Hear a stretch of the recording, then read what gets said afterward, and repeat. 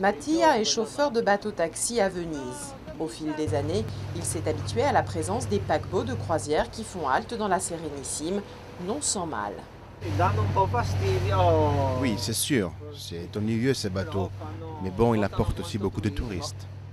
En tout, environ 4 millions de touristes sur les 20 millions qui défilent chaque année dans la cité des Doges arrivent par ces immenses bateaux. Une source de revenus pour la ville, certes, mais d'inquiétude aussi. Après le naufrage du Costa Concordia en janvier 2012 en Toscane, beaucoup de Vénitiens voient le passage de ces géants des mers d'un mauvais œil, même si les risques d'un accident comme celui du Giglio sont plus limités à Venise, selon les spécialistes.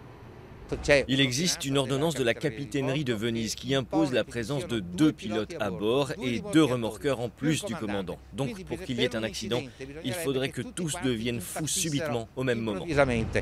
Les défenseurs du patrimoine redoutent également les conséquences sur l'écologie. Selon certaines études, la pollution générée par un navire de croisière stationné une journée dans un port serait égale à celle produite par 15 000 voitures, sans parler de l'aspect visuel, choquant pour certains. Tous sont totalement disproportionnés, mais disons que cet argument peut être effectivement subjectif. Les vrais problèmes sont la destruction de la lagune, la destruction des rives sur lesquelles reposent les rues et la destruction des fondations des palais.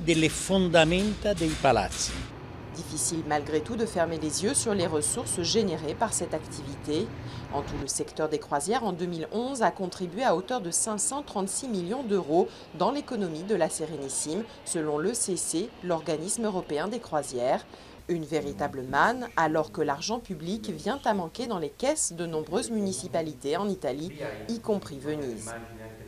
Il est évident que ce genre de ressources, dans une période de difficulté au niveau du marché du travail, est de plus en plus important.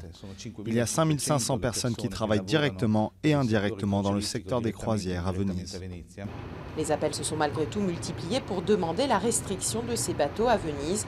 Une pétition internationale a même été récemment adressée au gouvernement italien, signée par plusieurs grands noms du monde de la culture et du spectacle.